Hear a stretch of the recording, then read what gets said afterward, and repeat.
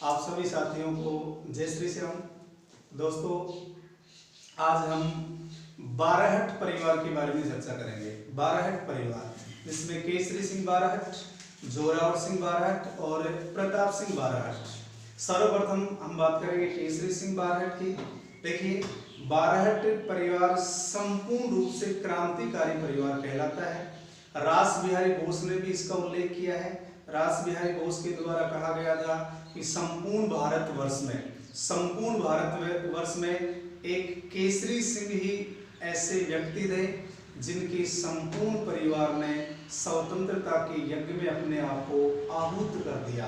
जिसके संपूर्ण परिवार ने स्वतंत्रता के यज्ञ में अपने आप को आहूत कर दिया। तो केसरी सिंह बाराहट, इनका संबंध शाहपुरा रियासत भीलवाड़ा से था। इनका संबंध शाहपुरा रियासत भीलवाड़ा से था, अर्थात ये देवपुरा गांव में जन्मे थे। 21 नवंबर 1872 को इनका जन्म हुआ। इनके पिता का नाम कृष्ण सिंह बाराहट, माता का नाम बख्तावर कंवर था। इनके भाई का नाम था जोरावर सिंह बाराहट और इनके पुत्र का नाम था प्रताप सिंह बाराहट। इसी प्रकार जोरावर सिंह बाराहट, केसरी सिंह बाराहट का अध्ययन करने से पहले सामान्य जानकारियों पर अपन चर्चा कर रहे हैं। इनकी गतिविधियों का केंद्र हुआ करता था कोटा। इनकी गतिविधियों का केंद्र कोटा हुआ करता था और ये डिंगल के उच्च श्रेणी के विद्वान थे। डिंगल और पिंगल, ये जब हम राजस्थानी भाषा पढ़ेंगे वहां इसके बारे में डिटेल से चर्चा करेंगे। डिंगल और पिंगल राजस्थानी भाषा के दो रूप माने जाते हैं। तो डिंगल के उच्च श्रेणी के विद्वान माने गए हैं। इन्होंने कुछ रचनाएं लिखी, जैसे दुर्गादास चरित्र, प्रताप चरित्र, रूठी रानी, कुसुमांजलि आदि रचनाएं लिखी। इसी प्रकार श्यामजी कृष्ण वर्मा, मास्टर अमीरचंद और रास बिहारी बोस से इनके निकट संपर्क हुआ करते थे। इसी प्रकार इन्होंने अपने भाई और अपने पुत्र को क्रांतिकारी गतिविधियों का प्रशिक्षण लेने के लिए दिल्ली भेजा था। क्रांतिकारी गतिविधियों का प्रशिक्षण लेने के लिए इन्हें दिल्ली भेजा। इनकी सबसे बड़ी उपलब्धि मानी जाती है, याद होगा आपको, 1903 में लॉर्ड कर्जन के द्वारा दिल्ली दरबार लगाया गया था। 1903 में वायसराय लॉर्ड कर्जन के द्वारा दिल्ली दरबार लगाया गया और इस दरबार में भाग लेने के लिए मेवाड़ के महाराणा फतेह सिंह जा रहे थे। मेवाड़ के महाराणा फतेह सिंह दिल्ली दरबार में भाग लेने के लिए जा रहे थे। केसरी सिंह बाराहट ने उन्हें 13 सोरठे लिखकर भेंट किए। 13 सोरठे जिन्हें चेतावनीरा चुंगटा के नाम से जाना जाता है। 13 सोरठे लिखकर भेजे जिसमें महाराणाओं के त्याग, बलिदान, साहस का उल्लेख था। इन 13 सोरठों को पढ़कर मेवाड़ के महाराणा ने दरबार में भाग नहीं लिया। इसी प्रकार इन्होंने 1910 में कोटा में वीर भारत सभा की स्थापना की थी। कोटा में वीर भारत सभा की स्थापना की। इसी प्रकार आगे डिटेल से अध्ययन करेंगे। इसमें एक हत्याकांड आएगा, साधु प्यारेलाल हत्याकांड, जून 1912 जोधपुर में एक धनिक साधु की हत्या की जाएगी। इसके पश्चात इन्हें 20 वर्षों का कारावास सुनाया गया, लेकिन उसे 20 वर्षों से घटाकर 5 वर्ष में बदल दिया गया। इन्हें कैद करके हजारीबाग जेल जो बिहार में है वहां रखा गया था। 1919 के अमृतसर अधिवेशन में बाल गंगाधर तिलक ने इनकी रिहाई की मांग की थी। दोस्तों, आइए अब हम बात करते हैं केसरी सिंह बाराहट।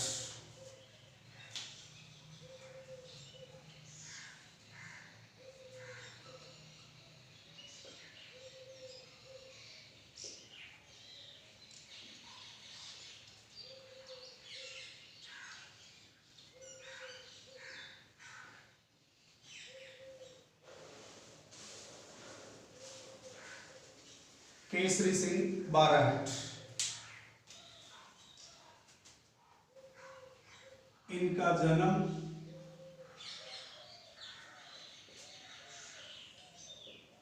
21 नवंबर 1872 ईस्वी को हुआ।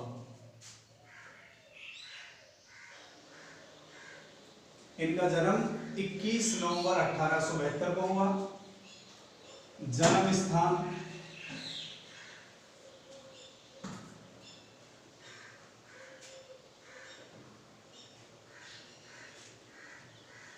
देवपुरा गांव, शाहपुरा भीलवाड़ा। जन्म 21 नवंबर 1872, देवपुरा गांव जो शाहपुरा रियासत भीलवाड़ा में स्थित है।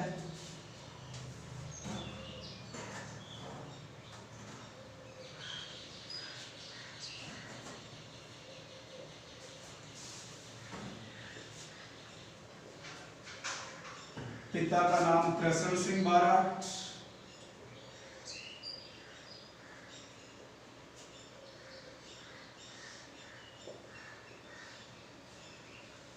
माता का नाम बख्तावर कंवर,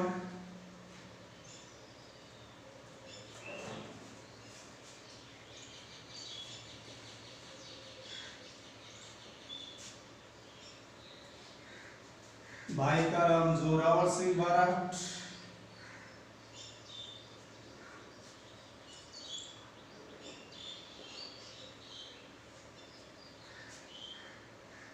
और इनके पुत्र का नाम था प्रताप सिंह बाराट। ये डिंगल के उच्च श्रेणी के विद्वान थे।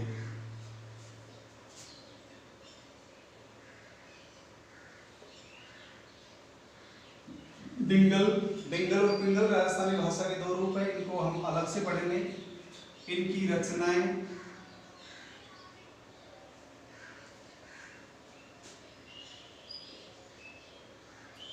रूठी रानी,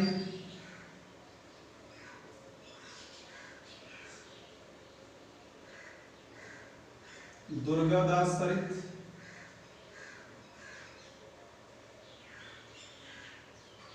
प्रताप चरित,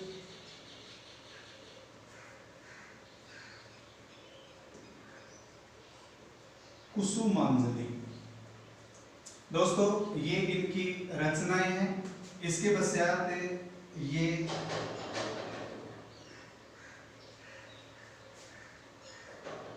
क्रांतिकारी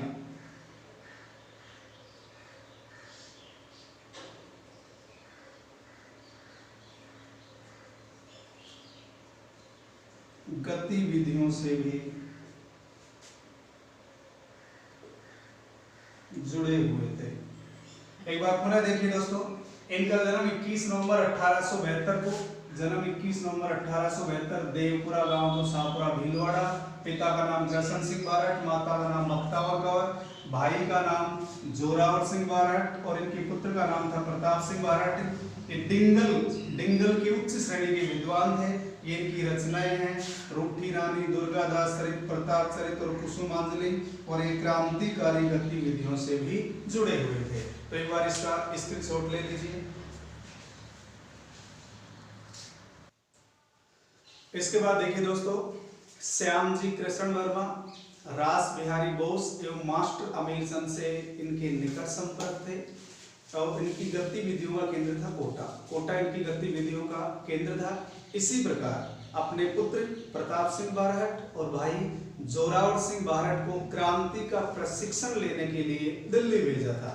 क्रांति का प्रशिक्षण लेने दिल्ली भेजा। इसके बाद हम बात करेंगे 1903 का दिल्ली दरबार जो वायसराय लॉर्ड कर्जन के द्वारा लगाया गया था।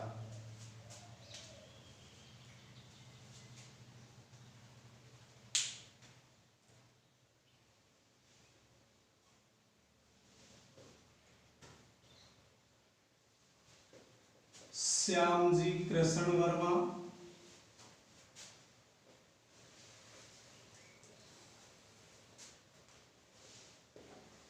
मास्टर अमीरचंद तथा रास बिहारी बोस के साथ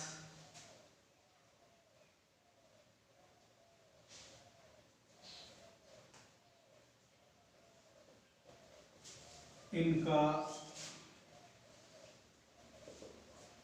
निकट संपर्क था। इसी प्रकार इन्होंने अपने भाई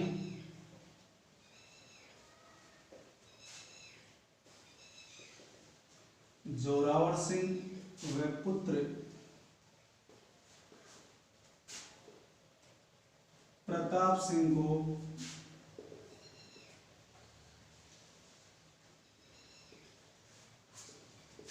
क्रांति का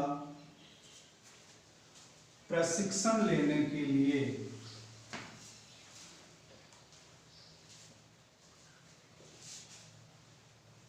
दिल्ली भेजा था। क्रांति का प्रशिक्षण लेने के लिए अपने पुत्र और अपने भाई को दिल्ली भेजा। इसी प्रकार कोटा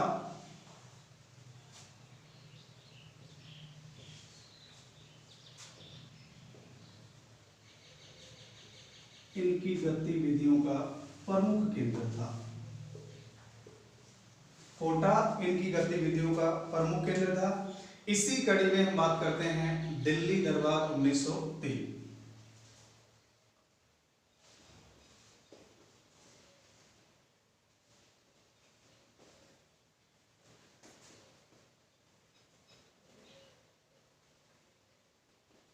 दिल्ली दरबार 1903 वायसराय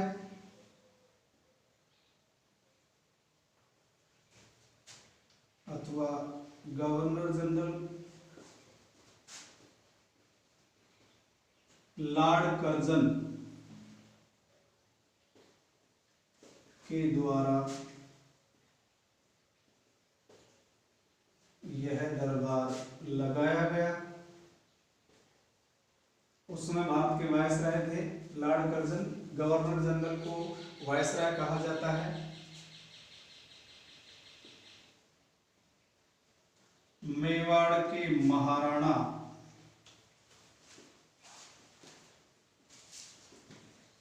फतेह सिंह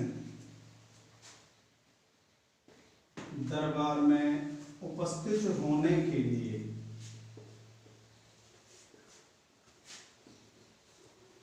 दिल्ली गए।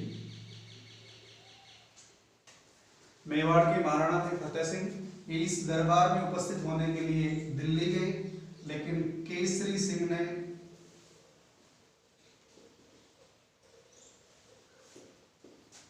फतेह सिंह को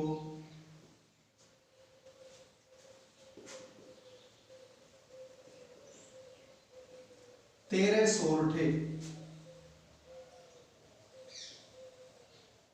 लिखकर भेजे। 13 सोरठे लिखकर भेजे। इन्हें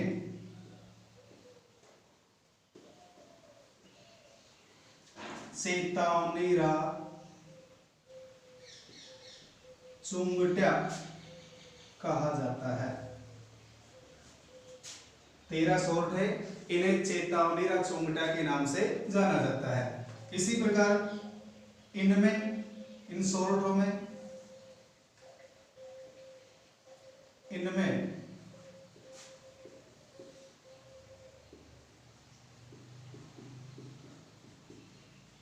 मेवाड़ के महाराणाओं के त्याग, साहस एवं बलिदान का उल्लेख था। यह बलिदान का उल्लेख किया गया। इसीलिए इन्हें पढ़कर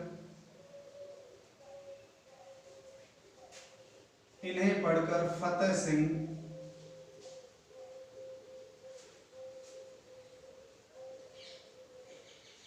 दरबार में शामिल नहीं हुए।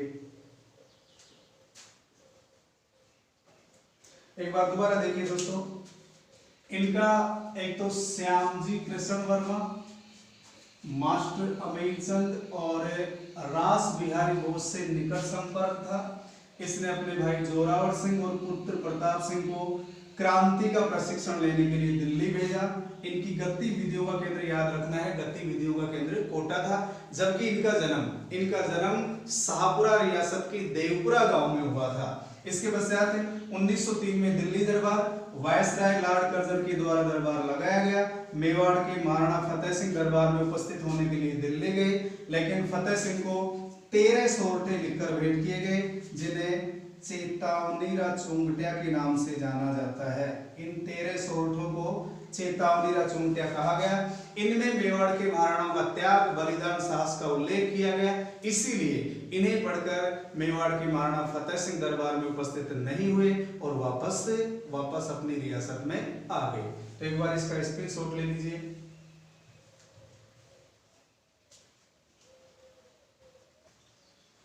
इसके बाद देखिए दोस्तों, केसरी सिंह बारहट के द्वारा 1910 को कोटा में वीर भारत सभा का गठन किया गया।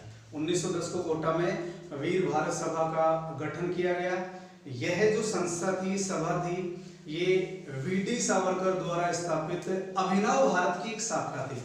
वीडी सावरकर द्वारा स्थापित अभिनव भारत की एक शाखा थी। दोस्तों, वीर सावरकर ने एक पुस्तक लिखी थी, मैजिनी की जीवनी। उन्होंने एक पुस्तक लिखी जिसका नाम था मैजिनी की जीवनी, और केसरी सिंह बारहट ने इस पुस्तक का हिंदी में अनुवाद किया था। केसरी सिंह बारहट ने इस पुस्तक का हिंदी में अनुवाद किया।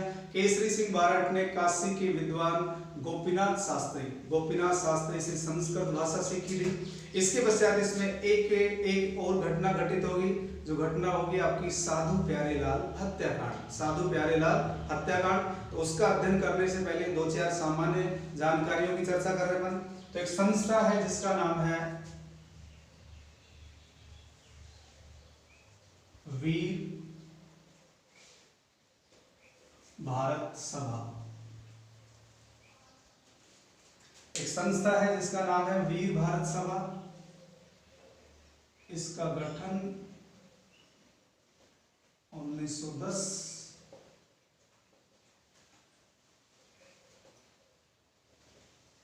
स्थान कोटा,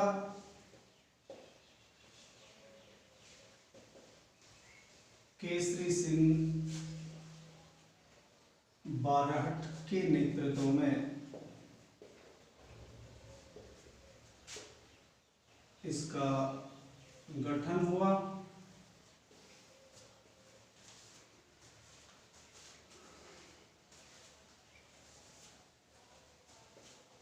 यह संस्था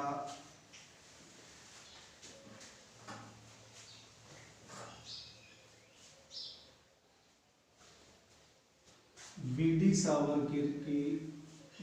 सावरकर द्वारा स्थापित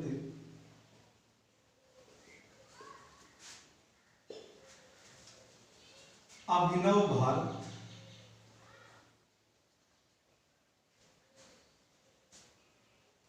की एक शाखा थी।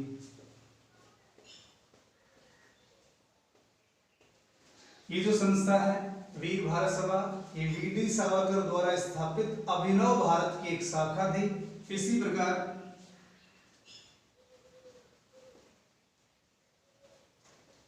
सावरकर ने मैजिनी की जीवनी लिखी। पुस्तक का नाम है मैजिनी की जीवनी। और केसरी सिंह ने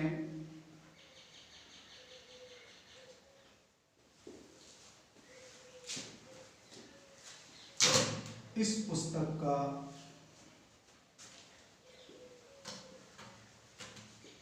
हिंदी में अनुवाद किया।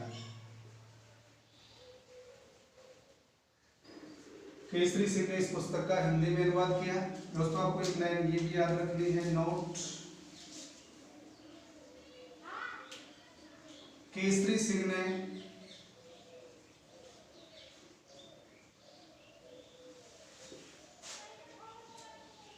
काशी यूपी, काशी के गोपीनाथ शास्त्री से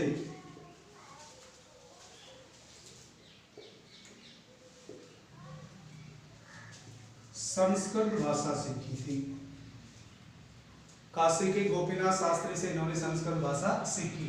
तो वीर भारत सभा, इसका गठन 1910 को कोटा में हुआ केसरी सिंह बारहट के नेतृत्व में, और ये वीडी सावरकर द्वारा स्थापित अभिनव भारत की ही एक शाखा थी। अभिनव भारत की एक शाखा थी। वीर सावरकर ने एक पुस्तक लिखी थी जिसका नाम था मैजिनी की जीवनी, और केसरी सिंह ने इस पुस्तक का हिंदी में अनुवाद किया। केसरी सिंह ने काशी के विद्वान थे गोपीनाथ शास्त्री, जिनसे संस्कृत भाषा की शिक्षा ली थी। तो दोस्तों एक बार इसका स्क्रीनशॉट ले लीजिए। इसके पश्चात देखिए दोस्तों, धन की कमी को पूरा करने के लिए, क्योंकि इसके द्वारा एक संस्था स्थापित की जा चुकी थी, वीर भारत सभा। धन की कमी को पूरा करने के लिए इन्होंने जोधपुर के धनिक साधु प्यारेलाल की हत्या करने की योजना बनाई।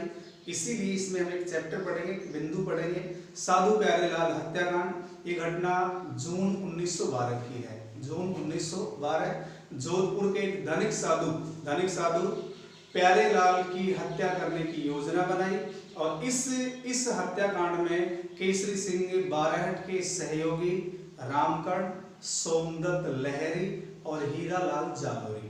सोमदत्त लहरी, रामकर्ण और हीरालाल जालोरी। रामकर्ण इस साधु को कोटा ले आया। रामकर्ण साधु को जोधपुर से कोटा ले आया। हीरालाल जालोरी के द्वारा इसकी हत्या कर दी गई। इसके पश्चात साधु की हत्या करने के पश्चात केसरी सिंह बारहट ने कहा था कि अब आटा सड़ गया होगा, इसे चंबल की मछलियों को चुगा देना चाहिए। इस हत्याकांड के आरोप में केसरी सिंह बारहट, सोमदत्त लहरी और रामकर्ण को 20-20 वर्षों का कारावास सुनाया गया और हीरालाल जालोरी को 7 वर्ष की सजा दी गई। केसरी सिंह बारहट को गिरफ्तार करके हजारीबाग जेल दोस्तों याद रखना है आपको, हजारीबाग जेल बिहार में रखा गया। और बाल गंगाधर तिलक ने 1919 के अमृतसर अधिवेशन में, भारतीय राष्ट्रीय कांग्रेस के अमृतसर अधिवेशन में इनकी रिहाई की मांग की और जेल में रहते हुए केसरी सिंह बारहट ने अन्न और जल का त्याग कर दिया था। आइए दोस्तों अब हम बात करते हैं साधु प्यारेलाल हत्याकांड।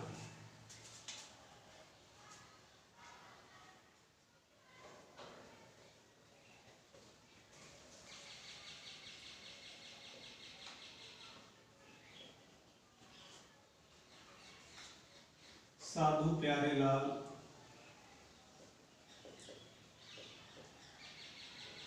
हत्याकांड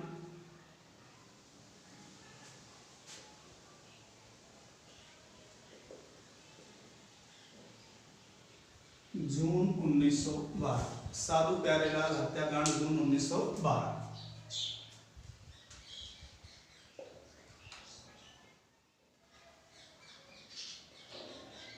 केसरी सिंह ने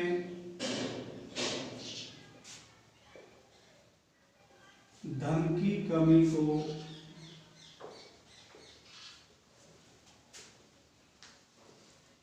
पूरा करने के लिए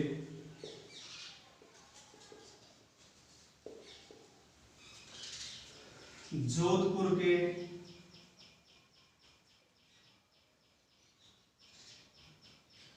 धनी साधु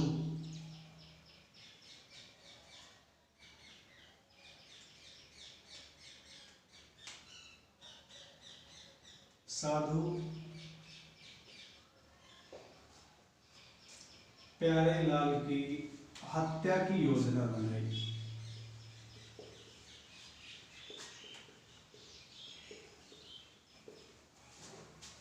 इस हत्याकांड में केसरी सिंह के सहयोगी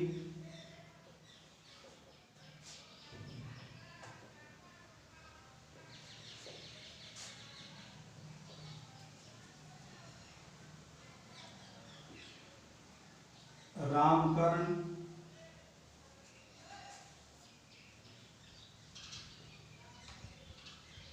हीरालाल जालोरी और सोमदत्त लहरी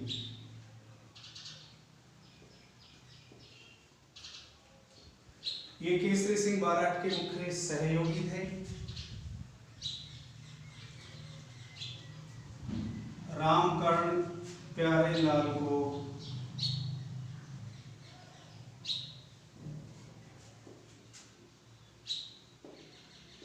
कोटा ले आया और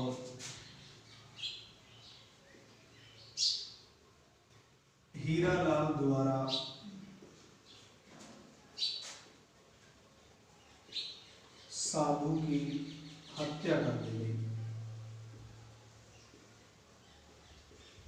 हीरालाल के द्वारा साधु की हत्या कर दी गई।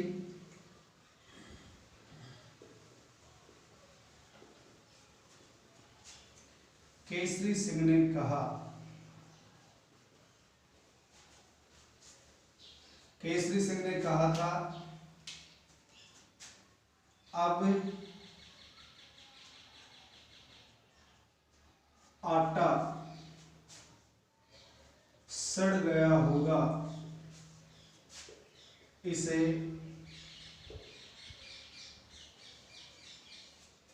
चंबल की मछलियों को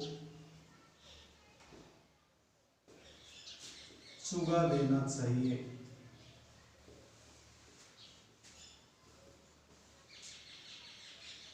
अब आटा सड़ गया होगा, इसे चंबल की मछलियों को चुगा देना चाहिए।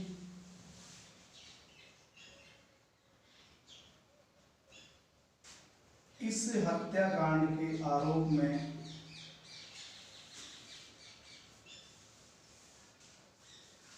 हीरालाल को 7 वर्ष की सजा सुनाई गई और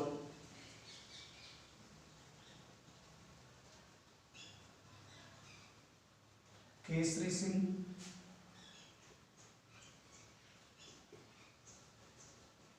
सोमदत्त लहरी व रामकरण को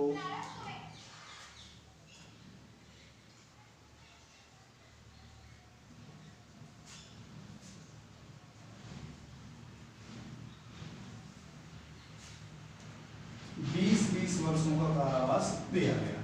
तो दोस्तों हम बात कर रहे हैं साधु प्यारेलाल हत्याकांड। याद रख रहे हैं जून 1912 धन की कमी को पूरा करने के लिए साधु प्यारेलाल की हत्या की योजना बनाई और इसमें केसरी सिंह के सहयोगी रामकर्ण, हीरालाल जालोरी, सोमदत्त लहरी, रामकर्ण नामक व्यक्ति प्यारेलाल को कोटा ले आया और हीरालाल के द्वारा इसकी हत्या कर दी गई।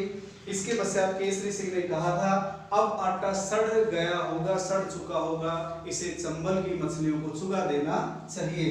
इस हत्याकांड के आरोप में हीरालाल जालोरी को 7 वर्ष तथा केसरी सिंह 12, सोमदत्त लहरी और रामकर्ण को 20-20 वर्षों का कारावास सुनाया गया। तो दोस्तों एक बार इसका स्क्रीनशॉट लीजिए। इसके पश्चात दोस्तों केसरी सिंह बारहट को हजारीबाग जेल बिहार में रखा गया था। बाल गंगाधर तिलक ने भारतीय राष्ट्रीय कांग्रेस के 1919 के अमृतसर अधिवेशन में इनकी रिहाई की मांग रखी। इन्होंने जेल में रहते हुए, जेलर थे कर्नल मीक, जेलर का नाम था कर्नल मीक, उनकी पत्नी को संस्कृत भाषा सिखाई थी। जेल में रहते हुए उनकी पत्नी को संस्कृत भाषा सिखाई। इनकी सजा को बदलकर 5 वर्ष कर दिया गया। यद्यपि 20 वर्ष की सजा सुनाई गई थी लेकिन बदलकर 5 वर्ष कर दिया गया। 1920 में जेल से रिहा हुए। 1920 में जेल से रिहा हुए। इसके पश्चात इन्होंने 1940 में अपना अंतिम समय गांधी जी की सेवा में व्यतीत करने का इच्छा जाहिर की कि मैं गांधी जी की सेवा करके अपना अंतिम समय व्यतीत करूंगा। इन्होंने अपने अंतिम दिन कोटा में बिताए और 14 अगस्त 1941 को इस महान क्रांतिकारी का देहांत हो गया। 14 अगस्त 1941 को इनका देहांत हुआ। इसके पश्चात देखिए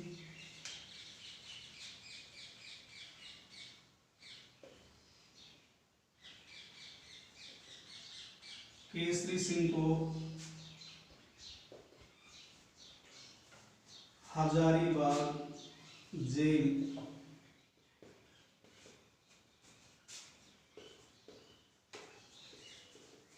बिहार में रखा गया।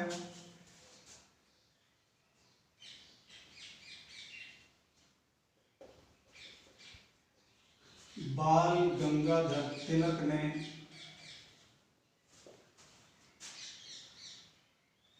1919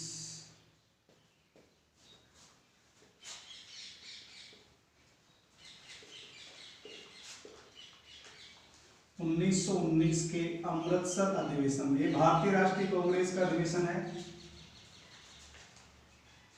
इनकी रिहाई की मांग की।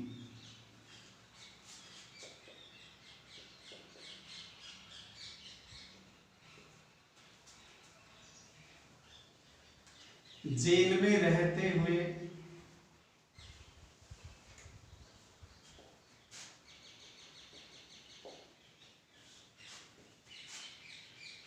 केसरी सिंह ने जेलर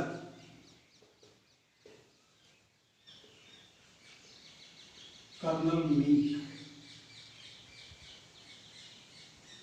जेलर का नाम है कर्नल मीक, की पत्नी को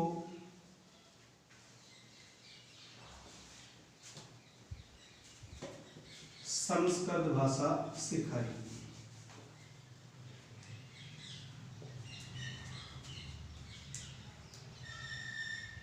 इनकी सजा को कम कर दिया गया, अर्थात 20 वर्षों से घटाकर 5 वर्ष की सजा कर दी गई। 1920 में ये जेल से रिहा हुए। 1920 में जेल से रिहा हुए। 1940 में इन्होंने अपना अंतिम समय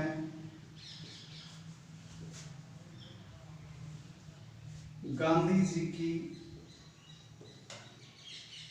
सेवा में व्यतीत करने की इच्छा व्यक्त की।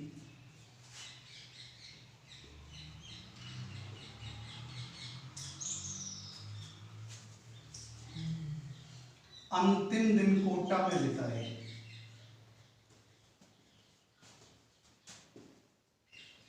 इन्होंने अपने अंतिम दिन कोटा में बिताए और 14 अगस्त 1941 को इस महान क्रांतिकारी का देहांत हो गया।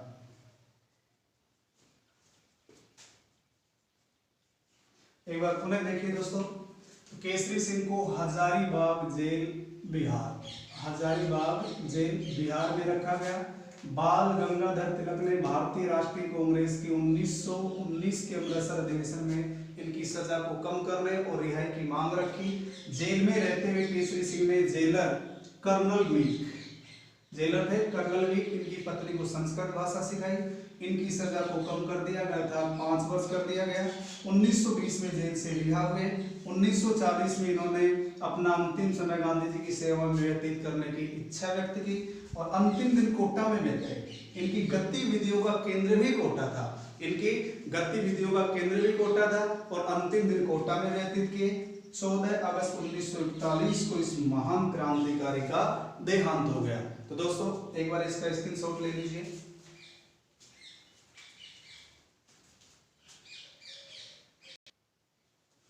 इसके बाद देखिए दोस्तों, केसरी सिंह बाराहट के बारे में रास बिहारी बोस ने लिखा।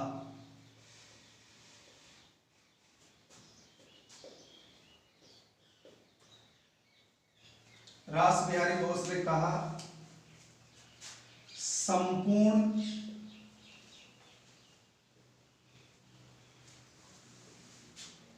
भारतवर्ष में केवल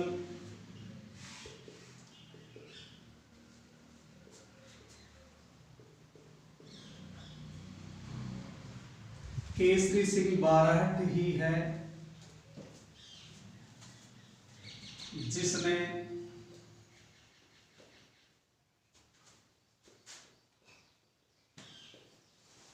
अपने संपूर्ण परिवार को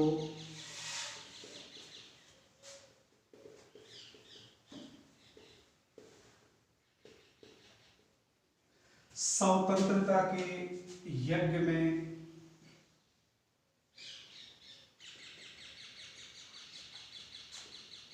आहूत कर दिया। दोस्तों रास बिहारी बोस ने इनके बारे में लिखा कि संपूर्ण भारतवर्ष में केवल केसरी सिंह बाराहट ही है जिसने अपने संपूर्ण परिवार को स्वतंत्रता के यज्ञ में आहूत कर दिया। दोस्तों ये था केसरी सिंह बाराहट। इसके बाद हम नेक्स्ट वीडियो में प्रताप सिंह बारठ और जोरावर सिंह बारठ से जुड़ी हुई घटनाओं का अध्ययन करेंगे। आप एक बार इसका स्क्रीनशॉट ले लीजिए। जय हिंद, जय भारत।